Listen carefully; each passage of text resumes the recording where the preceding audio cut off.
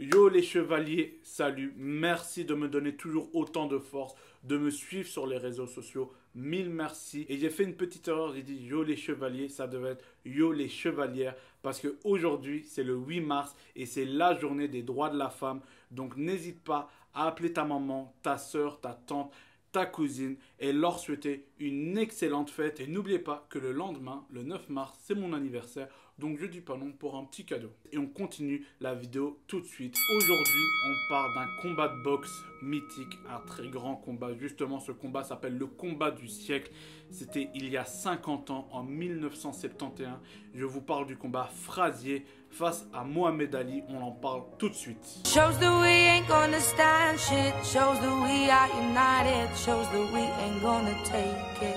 C'est un combat incroyable qui nous oppose. D'un côté, on a Joe Frazier et de l'autre côté, on a Mohamed Ali. Ils sont tous les deux à l'âge mûr. On a Joe Frazier qui a 27 ans, 26 combats et 23 par KO. Et on a Mohamed Ali qui a 29 ans, 31 combats, 26 par KO. Donc vous voyez que les stats sont là, l'âge est là. Et c'est un combat qui est extraordinaire. Avant de parler de ce combat mythique, il faut savoir que c'est un combat très symbolique. Je m'explique. Mohamed Ali avait perdu sa licence de boxe en 1967 parce qu'il ne voulait pas aller combattre au Vietnam. Alors tout le monde trouvait que c'était pas un acte très patriote, tandis que Joe Frazier avait dit que si l'armée l'avait appelé, il serait parti avec bon cœur. Mais bon, il venait de devenir papa, donc il n'a pas pu aller au Vietnam. Donc on a une partie qui dit que Mohamed Ali n'est pas assez américain, et de l'autre partie, on dit que Joe Frazier est un pur américain. Donc ça joue vraiment un peu entre les deux. Ce combat légendaire qui s'est déroulé au Madison Square Garden en 1971 s'est déroulé 23 ans avant ma naissance. Avant de pratiquer la boxe, je ne connaissais rien du tout sur ce combat qui était Joe Frazier et Mohamed Ali. Et quand j'ai commencé à me mettre à la boxe, tout le monde me parlait de Joe Frazier, surtout un coach. Malheureusement, je n'ai plus son nom en tête. Mais voilà, il faut savoir que je suis quelqu'un d'assez petit, assez trapu. Et il me disait, tu dois boxer comme Joe Frazier, tu dois être comme lui. Mais je ne voulais pas du tout. Moi, j'avais regardé le film Ali avec Will Smith. Justement, je pense qu'on fera une vidéo sur lui. Et donc, je ne voulais pas du tout boxer comme Joe Frazier. Je ne savais pas qui c'était. Et chaque jour, tous les jours, il me disait, boxe comme Joe Frazier, tu es petit, bouge comme lui, envoie ton crochet gauche. Je ne comprenais rien à ce qu'il me disait. Et un jour, je dis, tu sais quoi, je vais regarder ce combat et je me prends une claque. Je ne sais pas s'il y a des gens qui sont amoureux de la boxe. Ils doivent sûrement connaître ce combat. Mais pour ceux qui ne connaissent pas la boxe, je vous garantis que vous allez passer un moment extraordinaire. Dans ce combat, je ne sais pas pourquoi, il y a de l'électricité dans l'air. Je vois que Frazier est très énervé. Il chambre un peu Ali. Ali fait du Ali, il parle beaucoup, il insulte. Et donc, je suis parti un peu me renseigner. J'adore me renseigner, comme vous le savez.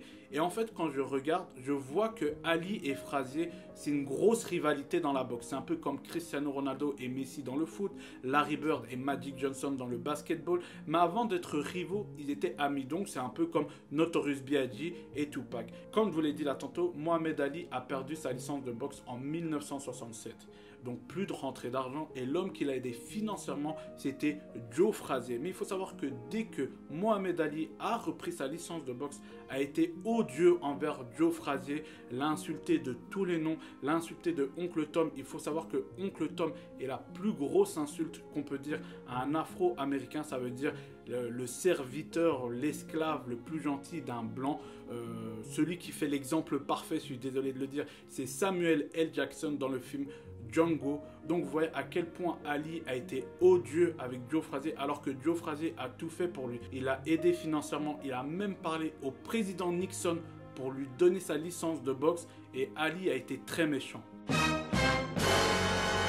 Même le magazine Black Sport avait retourné sa veste et ne soutenait pas Joe Frazier du tout à ce moment-là. Personnellement, je pense que Mohamed Ali a attendu d'avoir sa licence de boxe pour retourner sa veste contre Joe Frazier. Ce combat était tellement extraordinaire que autour du ring, il y avait des stars partout. Alors comme star, on avait Woody Allen, Diana Ross, Frank Sinatra, on avait même le grand mafioso qui était Frank Lucas, encore un film que vous pouvez voir avec Denzel Washington qui s'appelle American Gangster. Mais bon, c'est pas le plus important. Comme je vous ai dit, moi la première fois que je vois ce combat, il y a des frissons partout parce qu'il y a une telle intensité, ça se lâche pas du tout. Il y a 15 rounds, et oui, à l'époque c'était 15 rounds. C'est seulement en 1983 qu'on a imposé les 12 rounds, mais voilà, il y a 15 rounds, ça se lâche pas, ça se tape, ça se chamaille un peu, ça se dispute et ça se parle.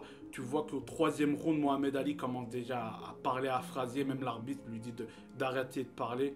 Et pour moi, où le momentum change, c'est vraiment à partir du 5e round.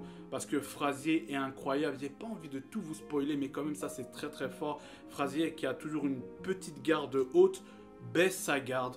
Il parle à Ali en disant « Vas-y, frappe-moi. De toute façon, tu ne vas pas me toucher. » Enfin, je pense que c'est ce qu'il dit parce que je ne suis pas là et on l'entend très, très mal. Mais voilà, il baisse sa garde, il esquive, il embête Ali, il lui tape sur la tête à la fin du round. C'est un combat, franchement, on ne s'ennuie pas. Et comme je l'ai dit dès le début, et je tiens à le redire, même pour ceux qui ne regardent pas la boxe, regardez-le, vous allez passer un moment incroyable. Vous allez voir, il faut le dire, 2 gladiateurs se taper dessus. Et pour être honnête avec vous, j'étais du camp Frazier, alors que j'ai grandi avec Ali. Mais j'étais du camp Frazier parce que dès que je le regarde boxer, je repense à mon coach et je dis waouh, c'est comme ça que je dois boxer. Il a totalement raison. Et je ne savais pas qui allait gagner. Et j'étais vraiment avec Frazier. J'étais allé Frazier. Enfin oui, je savais qui allait gagner vu le film de Mohamed Ali, mais j'étais encore perdu qui va gagner. Et j'étais vraiment avec Frazier. Je ne soutenais pas du tout à Mohamed Ali. Et je suis littéralement tombé amoureux de ce boxeur qui était Smoking Joe Frazier. Il faut savoir que dans ce combat mythique, il y a un des boxeurs qui est handicapé. Et oui, Joe Frazier ne voit quasiment pas de l'œil gauche. Quand vous regardez le combat, enfin quand vous allez regarder le combat, il prend énormément les droites d'Ali. Énormément, j'abuse un peu parce qu'il esquive bien. Mais voilà, Frazier depuis 64 ne voit pas de l'œil gauche. Il s'est blessé à l'entraînement en faisant un sparring. Pour ceux qui ne savent pas, un sparring, c'est boxer face à un autre boxeur, mais assez léger, assez doux. Mais je pense que son sparring partner, c'est comme ça qu'on l'appelle, est parti en sucette, lui a mis un mauvais coup. Donc Frazier, depuis toute sa carrière de boxeur, ne voit pas du côté gauche. Dites-moi s'il vous plaît, comment ne pas être admiratif de ce boxeur qui est Joe Frazier. Après le combat du siècle, les 2 boxeurs ont été en convalescence à l'hôpital.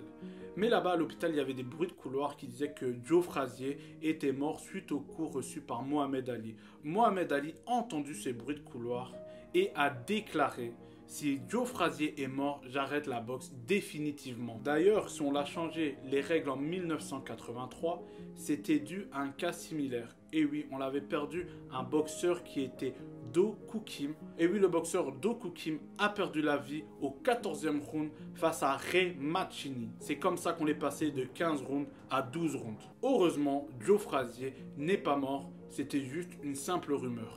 Et oui, pendant que je tourne cette vidéo, mon gars Talib est vraiment choqué sur les informations que je lui donne sur Mohamed Ali. Il dit Mohamed Ali est un vendu, il retourne sa veste. Mais non, pas du tout. Il faut savoir que Mohamed Ali était admiratif devant Joe Frazier. Et j'ai eu la chance de lire sa biographie à Mohamed Ali. Et sincèrement, quand il parle de Joe Frazier, on sent qu'il a des étoiles plein les yeux. Il respecte Frazier, il avait peur de Frazier. Donc c'est pour ça qu'il l'embêtait à ce point-là pour le mettre hors de lui, pour plus être dans son combat. Et voilà, il respectait énormément Frazier. Il le dit lui-même, il le cite dans son livre. Il dit « Si Dieu m'appelle un jour pour faire une guerre sainte, je veux Joe Frazier à mes côtés. » Donc pour tous les grands fans d'Ali, vous inquiétez pas, je respecte Ali. Ali est une bonne personne, même s'il a fait des trucs assez bizarres. Mais voilà, on respecte Mohamed Ali. Voici les amis, c'est la fin de la vidéo. N'hésitez pas à mettre des commentaires, des pouces bleus, à sonner la cloche. Et comme on est en mode box, à donner des jabs, des directs. N'hésitez pas à me follow sur mes réseaux sociaux. Et surtout, je le dis tout le temps, n'hésitez pas à donner quelques informations supplémentaires, que ce soit sur Joe Frazier, Mohamed Ali ou sur ce combat. Et des idées d'anniversaire dans les mois qui vont suivre. Encore 1000 merci. Bonne fête à toutes les femmes, à toutes les chevalières et surtout à toutes les guerrières. Ce sont des guerrières, il faut le dire. Donc 1000 merci. À la prochaine et peace les chevaliers.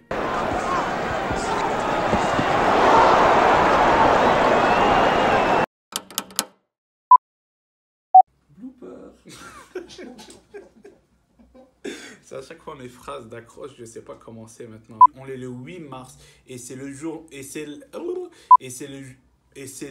Attends. La journée des droits de la femme. La journée des droits de la femme. Et c'est la journée. Et c'est le... Et pourquoi... Mais qu'est-ce qui va pas? C'était le 1000... Dit une... Parce que Mohamed Ali, à cette époque-là, à 27 ans, oui ou non? Ah, pardon, d'accord. Ok, attends, 2 minutes. Comment j'ai commencé? Ah oui, parce que je suis quelqu'un assez petit, assez... Trapu. Trapu. Drapu. Drapu. C'est trapu. Trapu. Trapu. Trapu, drapu? Trapu. Ok. Et Ali a été très méchant. Pour lui rendre. Oh, il a été très méchant. Trapu. Personnellement, je pense que Mohamed Ali, ses gants, il a retourné ses gants même. Parce que mon gars, Oui, dites-moi s'il vous plaît, comment être... Dites-moi s'il vous plaît, comment... Dites-moi s'il vous plaît, comment... Dites-moi s'il vous plaît, comment ne pas être... Comment ne pas être admirateur. On l'a perdu le boxeur Doku Kim au 14e round et il affrontait Ray Machini. Et c'est pas ça, c'est pas Ray Machini, c'est... si. Mais oui, c'est Ray Machini. Ouais. Et oui, le boxeur... Malheureusement, non. Et oui, malheureusement, le boxeur... Oh, mon On s'en amour. fout, on le ok, connaît pas. oh putain, il n'y a pas de cœur C'est ici. qui? Et oui, le boxeur Doku Kim a perdu la vie. Retenir cette note-là quand même. Merveilleux. Je suis un peu déçu. C'est parfait en vrai. Peut-être encore une fois pour le rythme. Oh, Donc, non, le doping, merci. Avant de parler. C'est le bloopers là.